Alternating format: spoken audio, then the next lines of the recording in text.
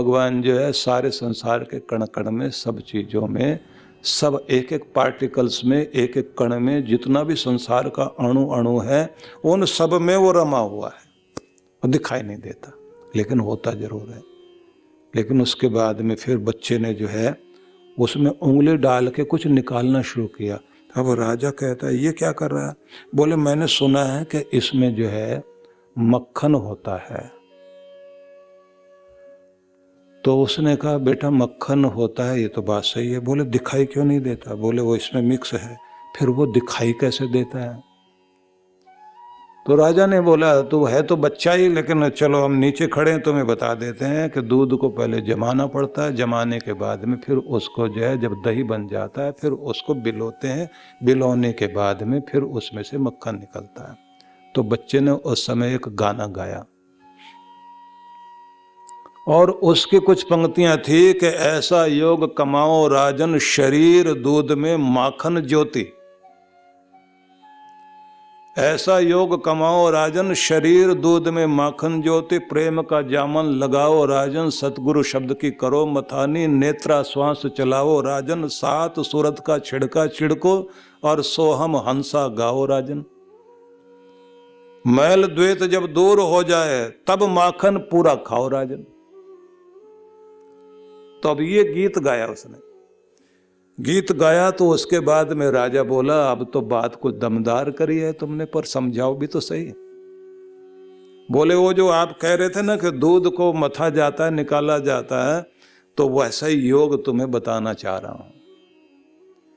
बताना चाहता हूं कि तुम ऐसा योग कमाओ जैसे कभी किसी महिला को देखा होगा कि वो जैसे दूध जमाती है, दूध जमाने के बाद जो दही बन जाता है उसको फिर बर्तन में जिसमें वो रखा हुआ होता है उससे उठा करके एक पूरे बड़े बर्तन में हंडिया में डाला जाता है और उसके अंदर मथानी रख करके उसको फिर बिलोया जाता है। तो उन्होंने कहा लेकिन तुम एक बात राजन आप नहीं बता पाए, वो दूध जमता कैसे है? वो बोले जामन लगाना पड़ता है ना बेटा। बोले जामन क्या होता है वो बताओ। बोले दही जो है ना, पुराने वाली जो दही होती है, खटास होती है, उसमें वही लेके आते हैं। तो बोले पहले तो एक बात याद रखो, हर आदमी का शरीर जो है वो परमात्मा का दिया हुआ दूध की तरह है और उसके अंदर माखन रूपी ज्योति विद्यमान है। अब उससे पहले एक काम करना होता है, इस दूध में जामन लगाना पड़ता है। और जामन क्या है? वो दही है। मतलब ऐसा कोई आदमी ढूंढो जिसने भक्ति की हो, उसका जामन लगाना पड़ेगा आपको। तो वो क्या सिखाएगा? बोले गुरु जो है यहाँ पर काम करता है, वो प्रेम जगाता, श्रद्धा जगाता है। वो प्रेम की, श्रद्धा की, भक्ति की ज्योति जगाने के लिए जामन देता है, मंत्र देता है, उससे दही जमती है। और दही जमना अगर समझना चाहते हो, आसन जमाना आना चाहिए आदमी को। जब तक आपका आसन नहीं जमेगा तब तक आपकी भक्ति नहीं होगी। एक जगह बैठ करके स्थिर हो करके आपको भक्ति करना आना चाहिए। दूध जो है वो दही बन जाना चाहिए। का अच्छा जमा हुआ दही तो हाथ पे भी लेके चलोगे तो गिरेगा नहीं, और दूध को रख करके देख लो 1 मिनट में गिर जाएगा। ये जो मन चंचल है, इस चंचल मन को स्थिर करने का सबसे पहले तरीका सीखना है। तो गुरु की शरण में जाकर के उसके द्वारा मंत्र और उसकी विधि लो, वो जामन लगाएगा, आपका दूध जमेगा। ये पहली बात है। अब यहां से पता लग रहा है कि सामान्य ढंग से इन लोगों ने बातें करी हैं लेकिन समझाया बहुत अच्छे से। जैसे गुरु गोरखनाथ ने जो है वो हजारों तरीके दिए, विधियां दी हैं। गगन मंडल में गायें बियाई, कागज दही जमाया, छाछ छाछ तो पंडित पी गए, सिद्धा माखन खाया। ये सारा उनका रूप है। इसलिए जो 1000 तरह की विधियां हैं उसको लोगों ने कह दिया गोरख धंधा। कि इतनी विधियां बता दी, इसमें तो फंस जाएगा आदमी। लेकिन इन महान पुरुषों का अपना कमाल है। मैं उस बालक की बात बता रहा हूं, क्योंकि बात वहां से शुरू हुई है। सुतनु भी एक बालक है जो नारद ऋषि को समझा रहा है।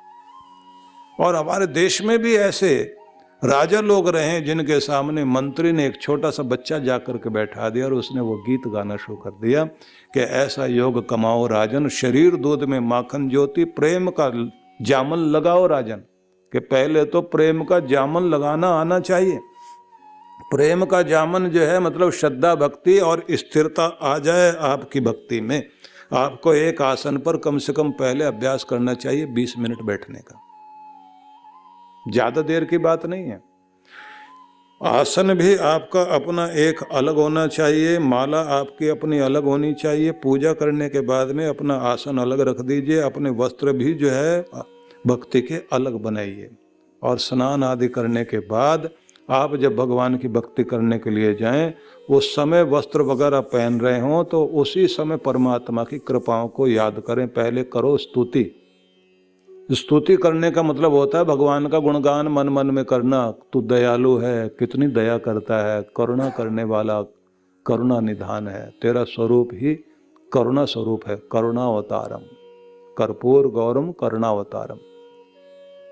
तो स्वच्छ शुद्ध स्वरूप है ये। कर्पूर गौरम का मतलब कपूर जैसे गोरे, यही नहीं है, तो शुद्ध स्वरूप है। तो करुणावतारम, और तेरा स्वरूप ही करुणा का है, दया निदान है भगवान। भगवान की स्तुति, उसका गुणगान, उसकी कीर्ति गाओ कि तू क्या है। तू मेरा दाता है, सारा जग तेरे आगे हाथ फैलाता है और तू ही देने वाला। दाता एक राम, भिखारी सारी दुनिया, मांगने वाले सारे लोग और देने वाला एक। तो ऐसे भगवान का मन मन में गुणगान गाते गाते और फिर उसके प्रति कृतज्ञता प्रकट करो। वस्त्र पहनते पहनते कृतज्ञता प्रकट करते जाओ। तेरा बहुत बहुत आभार व्यक्त करता हूँ, धन्यवाद करता हूँ, शुक्र है शुक्र है शुक्र है शुक्र है तेरा परमात्मा। कितना कितना गुणगान करूँ, तेरी दया से आज का दिन देखने को मिला, आज का अवसर मिला। मैं बहुत आभारी हूँ, मुझे जीवन दे रहा, स्वस्थ हूँ और मेरे घर में प्रेम प्यार है, जीवन ठीक से चल रहा है। चारों तरफ जो भी कृपाएं आपकी हो रही हैं, विघ्न बाधाएं चुनौतियां बहुत होंगी, लेकिन संभालने वाला तू भी बहुत है। हवाएं मेरी मुस्कुराहट का दिया बुझाने की कोशिश तो बहुत करती हैं, लेकिन जब तेरी कृपा है तो मैं अपनी मुस्कुराहट और आनंद के साथ चलता जाता हूँ। बहुत धन्यवादी हूँ भगवान, तेरा धन्यवाद करता हूँ। मन मन में धन्यवाद करते करते और भगवान के दर पर पहुँच जाओ। अपने घर में जो स्थान आपने बना रखा है, सबसे ज़्यादा पवित्र स्थान वो होना चाहिए, प्रेमपूर्ण स्थान होना चाहिए। छोटा सा कमरा ही आपका सही, एक कोना ऐसा रख लो जिस कोने में बैठकर आप अपने प्यारे परमात्मा को आप याद कर सको। और सब कृपा पाने के लिए कहा जाता है कि गुरु के द्वारा दिए गए संदेश को ध्यान में रखना चाहिए। तो जल्दी से मैं आपको सुना देता हूँ क्योंकि समय बहुत थोड़ा होता है।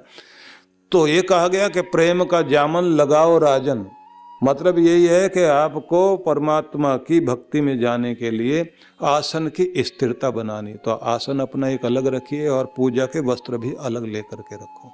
वही अपने जो है ना, एक भले पीला वस्त्र एक रख लीजिए घर में, उसे आप ओढ़ लिया करें। पीत जो है वस्त्र, वो वसंत का और प्रेम का रंग है, परमात्मा की भक्ति का। ये जामन लगाने के लिए बहुत जरूरी है, ये समझ लीजिए जामन वाला वस्त्र यही है। उसके बाद में कहते हैं कि माला होनी चाहिए कंठ में। आपने देखा महाराष्ट्र में जो है ना, वो कसम खाते हैं तो आई शपथ ऐसे करते हैं, यहाँ हाथ लगाते हैं ना, आई शपथ। आई मतलब माँ, यहाँ कंठ पे हाथ लगाते हैं। जिन्होंने अपने गले में जो है रुद्राक्ष डाल रखा है, या जिन्होंने जो है कंठी माला वो वाली डाली है जिसको तुलसी माला कहते हैं। तुलसी दल किसी भी भोजन पर रखते हैं तो भगवान को समर्पित कर दिया। आपने तो यहाँ माला रख करके कह दिया कि ये जिंदगी अब तेरी है, ये मतलब होता है। खुद को अब सौंप दिया, इस जीवन का सब भार तुम्हारे हाथों में, ये यहाँ से कहना होता है। तो गले में माला हो और हाथ में सिमरनी, एक छोटी सी सिमरनी जरूर रखो, वही आपको जो है उद्धार करेगी। तो प्रेम का जामन लगाओ राजन, सतगुरु शब्द की करो मथानी। अब सतगुरु ने जो शब्द दिया है, जो मंत्र दिया है, उसकी मथानी ले लो।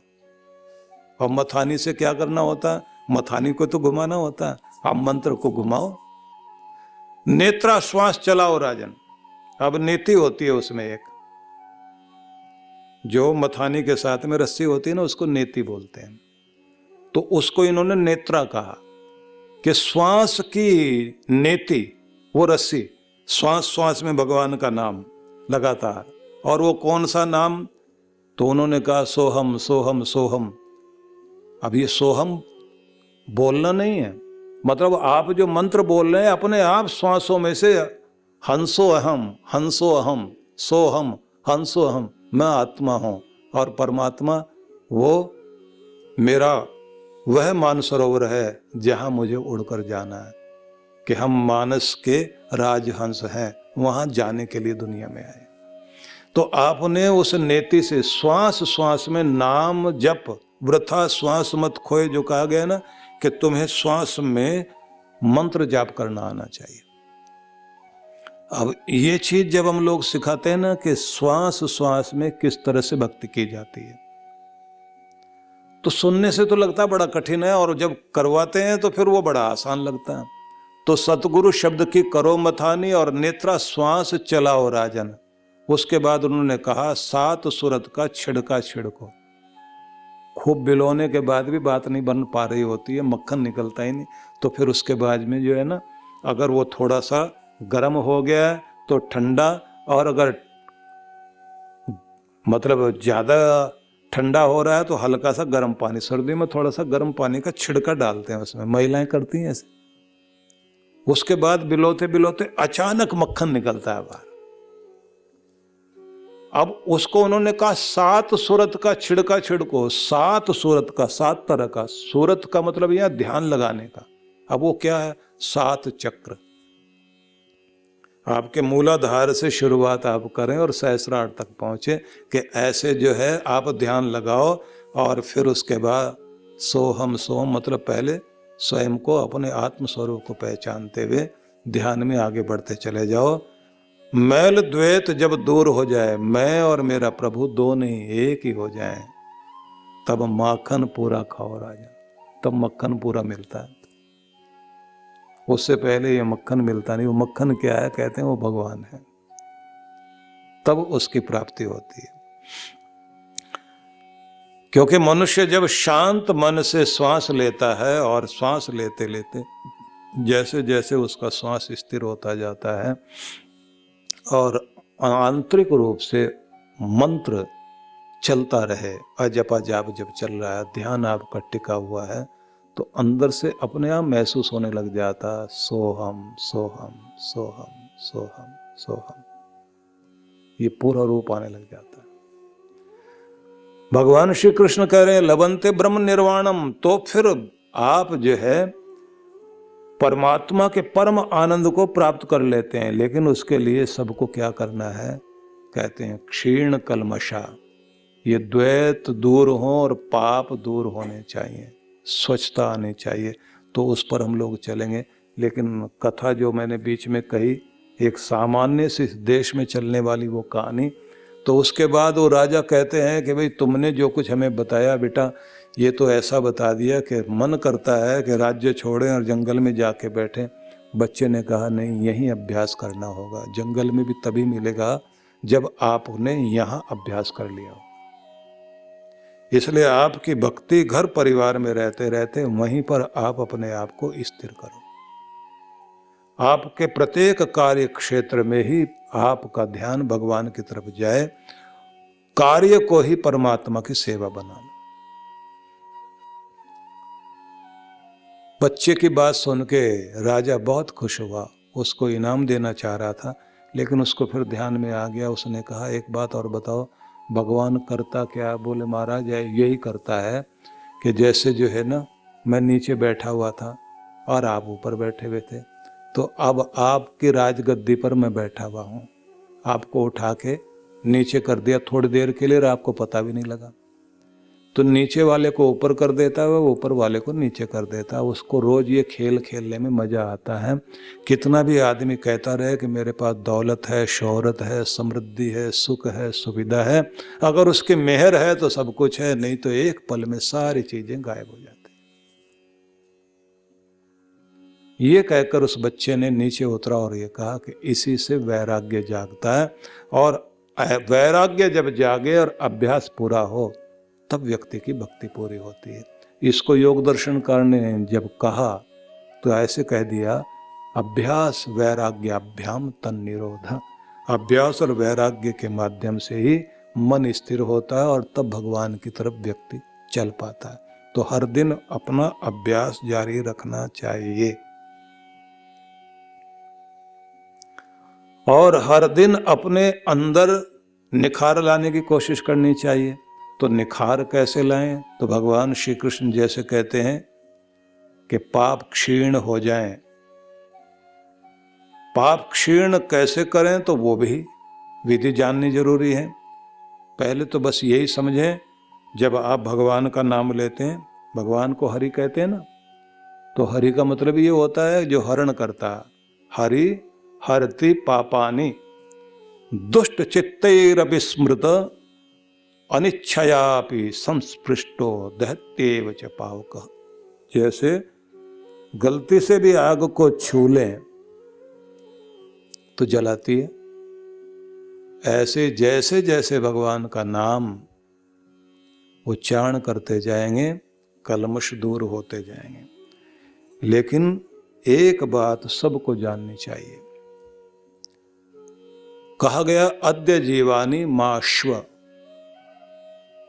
कल की बात को ध्यान में न रखकर आज से, अब से, इसी समय से अपने आप को परमेश्वर की ओर लगाना चाहिए।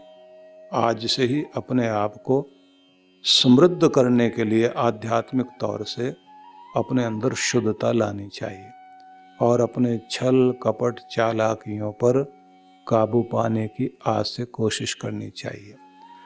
और एक बात और ध्यान रख लीजिए, भगवान की भक्ति में जब बैठे रोते धोते हुए नहीं बैठे, धन्यवाद करते हुए आनंद मग्न होकर के जाइए और आनंद लेकर के आइए। हाँ, अगर आपको प्रायश्चित करना है तो अपने किए पर पश्चाताप हो तो आंख में आंसू आने चाहिए। तब वो बात आती है कि कबीरा हंसना बंद कर, रोने से कर प्रीत, रो करके ही पाइए प्रेम प्यारा मीत। जो प्रेम से भी अधिक प्रेम वाला है, उस प्यारे मित्र को पाना है तो रो करके ही मिलेगा। लेकिन अधिकांश रूप से हर दिन आपकी कोशिश होनी चाहिए कि प्रसन्नता से भरे हुए भगवान की भक्ति में जाओ। दो चीजें बड़ी अद्भुत हैं कि आप फिजिकल एक्सरसाइज कर रहे हो, जितने खुश होकर करोगे खुशी बढ़ेगी, और भक्ति में भी ऐसे, और डांस में भी ऐसे ही होता है।